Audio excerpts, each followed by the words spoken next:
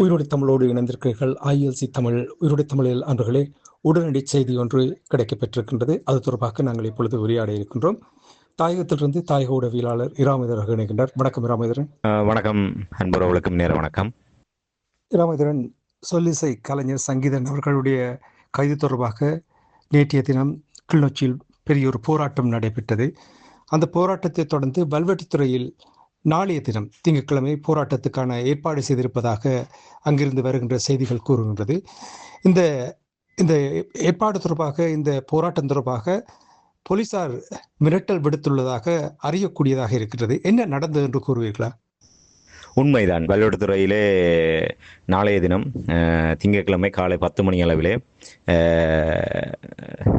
சொல்லிசை கலைஞர் சங்கீதன் பயங்கரவாத தடைச்சட்டத்திலே கைது செய்யப்பட்டு விளக்கமறியலில் வைக்கப்பட்டிருக்கின்ற நிலைமையிலே அவரை விடுவிக்க வலியுறுத்தியும் சமமான நீதியை எல்லோருக்கும் கிடைக்கக்கூடிய வகையில் சட்டத்தை சமனாக நடைமுறைப்படுத்த வேண்டும் என்கின்ற ஒரு விடயத்தை வலியுறுத்தியும் பயங்கரவாத தடைச்சட்டத்தை முற்றாக நீக்க வேண்டும், பயங்கரவாத தடைச்சட்டத்தின் கீழாக நிலவுகின்ற அச்சுறுத்தல் நிலை முற்றாக நீக்கப்பட வேண்டும் என்கின்ற விடயங்களை வலியுறுத்தி வல்வெட்டித்துறை பொதுமக்கள், சிவில் சமூக அமைப்பினர், இளைஞர்கள் இணைந்து மாபெரும் கவனேற்பு போராட்டத்துக்கு அழைப்பு விடுத்திருக்கின்றார்கள்.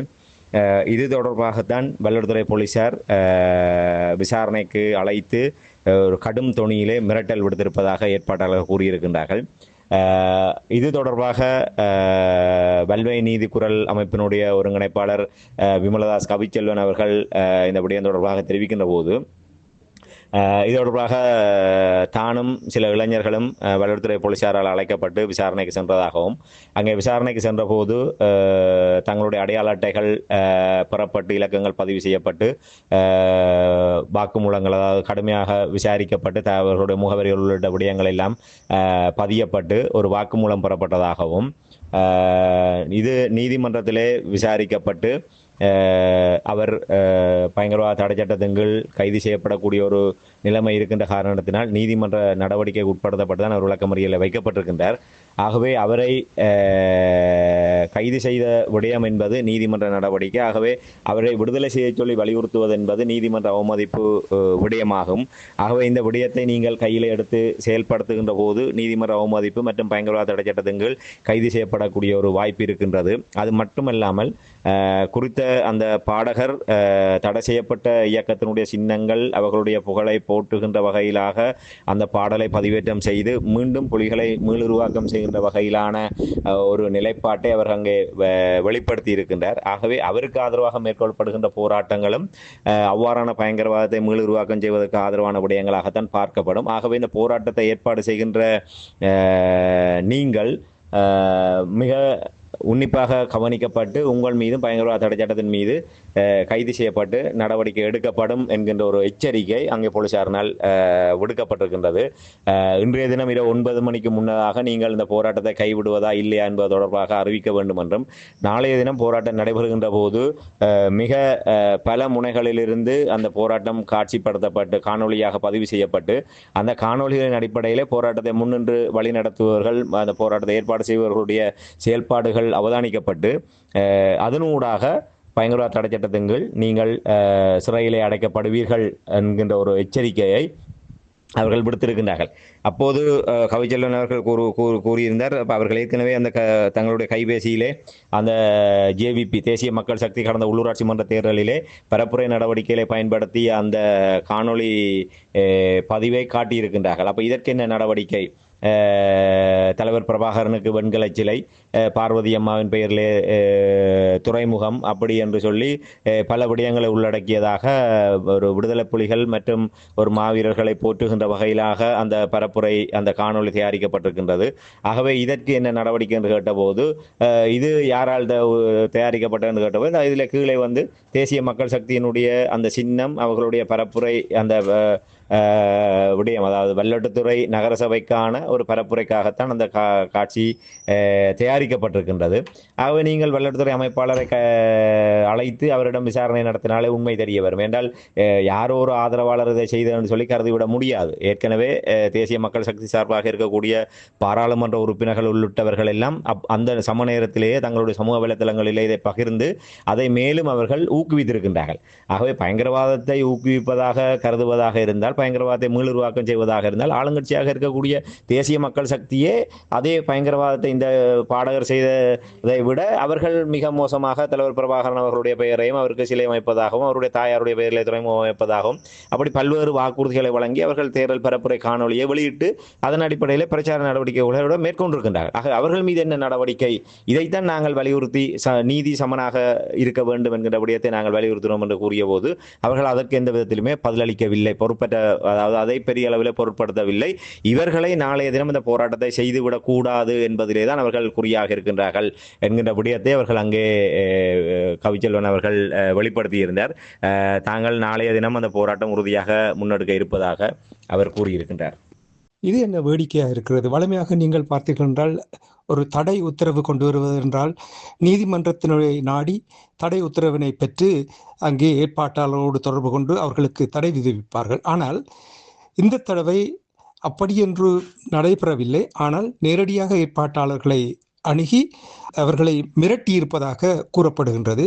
இது தொடர்பாக நீங்கள் என்ன அறிகிறீர்கள்? உண்மைதான். அவர்கள் வழக்கமாக இவ்வாறான ஒரு நடவடிக்கை தான் கையாளுவார்கள். இப்படி என்று சொன்னால் நீதிமன்றத்துக்கு சென்று தடை உத்தரவை பெற்றுக்கொள்வது. ஆனால் இப்போது தேசிய மக்கள் சக்தி அரசாங்கம் அவர்களுடைய இரட்டை அணுகுமுறை காரணமாக பலத்த நெருக்கடிகளுக்கு முகம் கொடுத்து வருகின்றார்கள். ஆகவே நீதிமன்றத்தின் ஊடாக இந்த போராட்டத்துக்கு தடை உத்தரவை பெறுவார்களாக இருந்தால் அது மேலும் இவர்களுக்கு ஒரு பின்னடைவுகளை ஏற்படுத்தக்கூடும் என்ற வகையில் தான் நான் நினைக்கிறேன் இவர்கள் இவ்வாறான ஒரு நடவடிக்கையை மேற்கொண்டிருக்கின்றார்கள். அதாவது இந்த போராட்டத்திலே ஏற்பாடு செய்பவர்களை இவ்வாறு அழைத்து விசாரணை என்ற பெயரிலே அவர்களுக்கு மிரட்டலை விடுவதன் ஊடாக உளவியல் ரீதியாக அவர்களுக்கு ஒரு அச்சுறுத்தலை ஏற்படுத்துவது, அதன் மூலமாக அந்த போராட்டத்திலிருந்து அவர்களை பின்வாங்க செய்கின்ற நோக்கத்தோடும் போராட்டத்துக்கு வருபவர்களுடைய எண்ணிக்கையை கணிசமாக குறைக்கலாம் என்ற வகையிலும் அவர்கள் பார்த்திருப்பாங்க. ஏன்னா நீதிமன்றத்துக்கு சென்றால் நிச்சயமாக நீதிமன்றத்திலே இவர்களுக்கான தடை உத்தரவு கிடைப்பதற்கான வாய்ப்புகள் என்பது மிக குறைவு. ஏனென்று சொன்னால் இது நீதிமன்ற தீர்ப்பை அவமதிக்கின்ற விடயம் அல்ல. நீதிமன்றம் இன்னும் தீர்ப்பு உத்தரவு பிறப்பிக்கவில்லை. அவர்கள் முதலிலே இந்த விடயத்தை விசாரணைக்கு எடுத்துக்கொண்டு இது பயங்கரவாத தடை சட்டத்தின் கீழ் அவரை விளக்கமறியலில் தான் வைக்கப்பட்டிருக்கின்றார். அவருக்கு நிரந்தரமாக சிறை தண்டனை விதிக்கப்படவில்லை.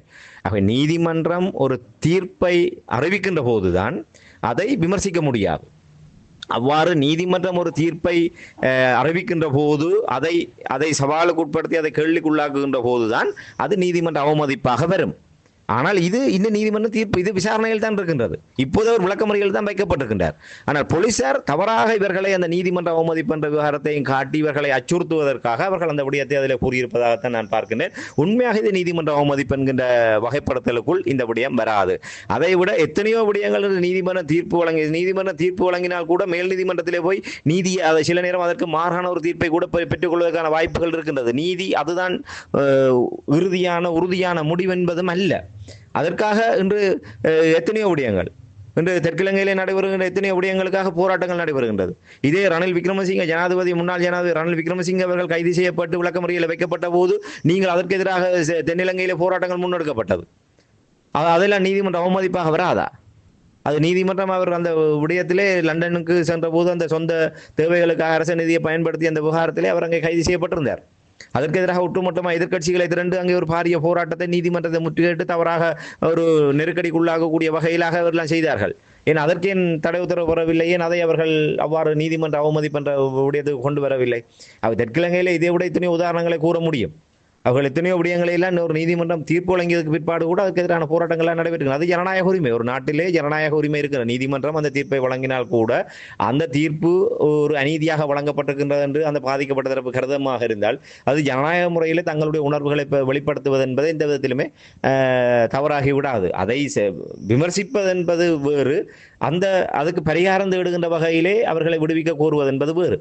ஆகவே இது எந்த விதத்திலுமே அவ்வாறான ஒரு வகைப்படுத்தலுக்குள் உள்ள இவர்கள் அப்படி சென்றால் இவர்களினால் நீதிமன்ற தடை உத்தரவை பெற்றுவிட முடியாது என்ற காரணத்தினால் இவ்வாறு விசாரணை கலைத்து அவர்களை நெருக்கடிக்குள்ளாக்கி ஒரு அச்சுறுத்தி மிரட்டுவதனூடாக இவர்களை இந்த போராட்ட முன்னெடுப்புகளிலிருந்து பின்வாங்க வைத்து விடலாம். ஏன்னால் இது வல்லெடுத்துறையை பொறுத்தவரையிலே இந்த போராட்டம் என்பது மிக முக்கியமாக பார்க்கப்படுகிறது. இதுக்கு பின்னணியில் ஆளுங்கட்சி இருப்பதாகத்தான் கருதப்படுகின்றது.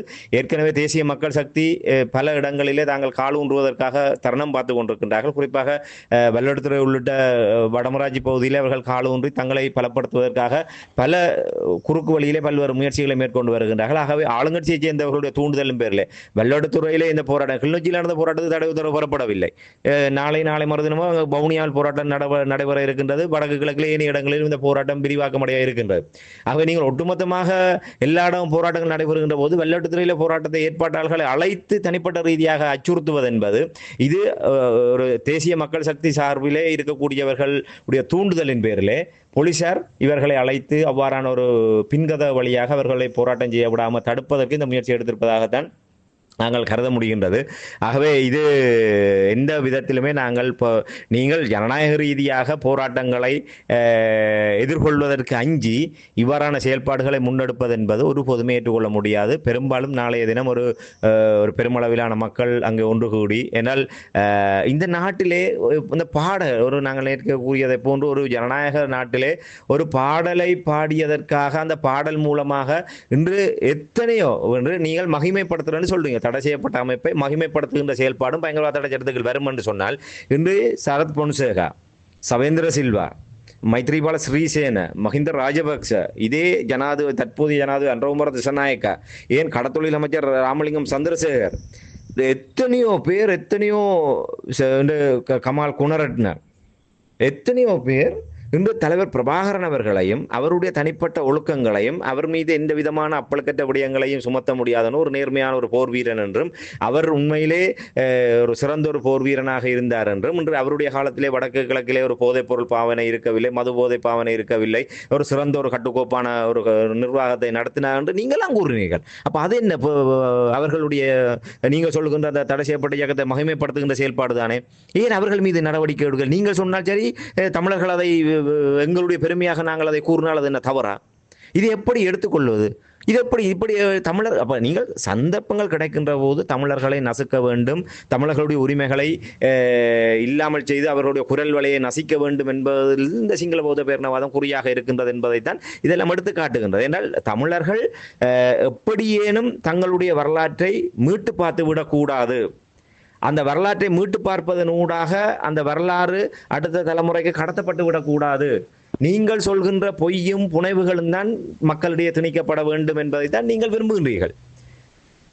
உண்மையிலே சட்டம் ஒன்றென்றால் ஏன் வெள்ளவத்தையிலே அந்த முள்ளிவாய்க்கால் நினைவேந்தலின் போது தலைவர் பிரபாகரன் அவருடைய புகைப்படத்தை கொண்டு வந்து தீ மூட்டி தமிழர்களுடைய மனங்களிலே ஒரு அதிருப்தியை ஏற்படுத்தக்கூடிய வகையில், கொந்தளிப்பு ஏற்படுத்தக்கூடிய வகையில், இன நல்லிணக்கத்தை சீரழிக்கக்கூடிய வகையில் செயல்பட்ட அந்த இளைஞர் குழுவை ஏன் இன்று வரை கைது செய்ய முடியவில்லை? ஏன் அவர்கள் மீது எந்த சட்ட நடவடிக்கையும் எடுக்கவில்லை? இதற்கெல்லாம் பதில் உண்டா இந்த அனுரகுமார திசாநாயக்க அரசாங்கத்திலே? நீங்கள் உங்களுடைய தேர்தல் பரப்புரைக்காக நீங்கள் தேசிய தலைவர் பிறந்த மண்ணிலே தேசிய தலைவருக்கு நாங்கள் வெண்கல சிலை அமைப்போம், அவருடைய தாயார் பார்வதி அம்மாள் பேரில் துறைமுகம் அமைப்போம் என்றெல்லாம் நீங்கள் பாடலை பாடி பரப்புரை செய்ய முடிகின்றது என்று சொன்னால் ஏன் எங்களுடைய ஒரு கலைஞன் அதை பாடினால் உங்களுக்கு என்ன பிரச்சனை? ஆகவே இது அப்பட்டமாக தமிழர்களுடைய குரல் வலையை நசித்து எந்த விதத்திலேனும் தமிழர்கள் தங்களுடைய சுய அடையாளத்தோடு தலை நிமிர்ந்து விடக்கூடாது. தொடர்ச்சியாக தங்களுடைய சிங்கள பௌத்த பேரினவாதம் என்கின்ற அந்த அடக்குமுறையின் கீழ் தங்களுடைய அந்த கொடும் அந்த அடக்குமுறை அந்த கரங்களுக்கு கீழாக தமிழர்கள் நசியுண்டு போய் கிடக்க வேண்டும் என்கின்ற அந்த எண்ணத்தின் பிரதிபலிப்பாக இந்த விடயத்தை பார்க்க முடியும். ஆகவே மஹிந்த ராஜபக்சவாக இருக்கட்டும், இல்லை ஜேஆர் ஜெயவர்தன முதற்கொண்டு தற்போது அனுரகுமார திசாநாயக்க வரை எவருமே இதுக்கு விதிவிலக்கல்ல. அந்த சிங்கள பௌத்த பேரினவாத அந்த மகாவம்ச மனோநிலையிலே ஊறி திளைத்த அந்த சித்தாந்தத்தில் வடிகட்டிய இப்படியானவர்கள் அனுரகுமார திசாநாயக்காவும் விதிவிலக்கல்ல என்பதைத்தான் நாங்கள் இதிலே ஆணித்தரமாக கூற முடியும். ஏன்னா இதெல்லாம் அவர்களுக்கு தெரியாமல் நடைபெறுகின்ற விடயம் அல்ல. இன்று அவர்கள் ஒரு பயன் முள்ளிவாய்க்கால் நினைவேந்தலை அனுமதிக்கின்றீர்கள், மாவீர நாளை அனுமதிக்கின்றீர்கள், அதை மாவீரனால் சரி நீங்கள் முள்ளிவாய்க்காலை தான் போரில் இறந்த பொதுமக்கள் என்று சொல்லி அனுமதிக்கின்றீர்கள். அப்படி என்று சொன்னால் நவம்பர் 27 யாருக்காக அங்கே கொண்டாடப்படுகின்றது? ஏன் அங்கே விடுதலை புலிகளுடைய புகழ் பாடப்படுவது இல்லையா? அங்கே அந்த மாவீரர்களை நினைவேந்துவதனூடாக அவருடைய கனவுகள் மீளுருவாக்கம் செய்யப்படவில்லையா? அப்போ அதை நீங்கள் அனுமதிக்கின்றீர்கள் தானே? அப்படி இருக்கின்ற போது ஏன் இது எல்லாம் நீங்கள் என்றால் அது உங்களுக்கு தேவைப்படுகின்றது. நாங்கள் ஏற்கனவே கடந்த நிகழ்ச்சியில் குறிப்பிட்டதை போன்று சர்வதேசத்திடமிருந்து உங்களுக்கான சில வரப்பிரசாதங்களை பெற்றுக்கொள்வதற்காக அந்த அனுமதிகள் எல்லாம் உங்களுக்கு தேவைப்படுகின்றது. ஆனால் இந்த விடயங்கள் எல்லாம் தெற்கிலங்கையிலே இப்போது இருக்கின்ற அந்த பௌத்த பிக்குகள் மீதான நடவடிக்கைகள் மற்றும் பொருளாதார சிக்கல்கள், அதிலிருந்து அரசாங்கத்துக்கு எதிரான அந்த அதிருப்திகளை திசை திருப்புவதற்காக அவர்களை கைது செய்த அந்த நடவடிக்கையை மூடி மறைத்து இதை பூதாகரப்படுத்துவதற்காக இந்த ஒரு விடயத்தை கைது செய்து இப்படியான நெருக்கு வரங்களை கொண்டு வருகின்ற போது இங்கே பாருங்கள், நாங்கள் பௌத்த பிக்குகளை மட்டுமல்ல, நாங்கள் தமிழர்களையே நாங்கள் ஒரு அட்டக்கி நாங்கள் இப்படியான நெருக்கடிக்குள் வைத்திருக்கின்றோம் என்கின்ற செய்தியை தெற்கிலங்கைக்கு சொல்வதனூடாக நாங்களும் உங்களுடைய காவலர்கள் தான், நாங்களும் அந்த துட்டகமுனுவினுடைய வம்சாவளிதான், துட்டகமுனுவினுடைய நவீன காலத்து வாரிசுகள் தான் என்பதை அன்றுகுமார திசாநாயக்க அரசாங்கமும் சிங்கள மக்கள் மத்தியிலே ஆழமாக நிரூபிப்பதற்கான ஒரு எத்தனிப்பாகத்தான் நான் இதை பார்க்கின்றேன். ஆகவே இந்த விடயங்கள் எல்லாம் நாங்கள் ஆணித்தரமாக உறுதியோடு தமிழ் தரப்பு எதிர்க்கப்பட வேண்டிய விடயம் என்பதிலே மாற்றுக்கருத்துக்கு இடமில்லை. நன்றி ராமேந்திரன். உடனடி செய்தியை உயிரோடை தமிழ் உறவுகளுக்கு எடுத்து வந்தமைக்காக ஈழத்து கலைஞன் சங்கீதன் அவர்களுடைய கைது தொடர்பாக நாளை நடைபெற இருக்கின்ற போராட்டம், வல்வெட்டித்துறையில் நாளை நடைபெற இருக்கின்ற போராட்டம் தொடர்பான தகவலை உயிரோடை தமிழ் உறவுகளோடு பாய்ந்து கொண்டமைக்காக உயிரோடை தமிழ் அன்பர்கள் சார்பாக நன்றியை கூறிக்கொண்டு மீண்டும் இன்னும் ஒரு நிகழ்ச்சி இணைந்திருப்போம். அதுவரைக்கும் நன்றி, வணக்கம். நன்றி அண்ணா, நன்றி, வணக்கம்.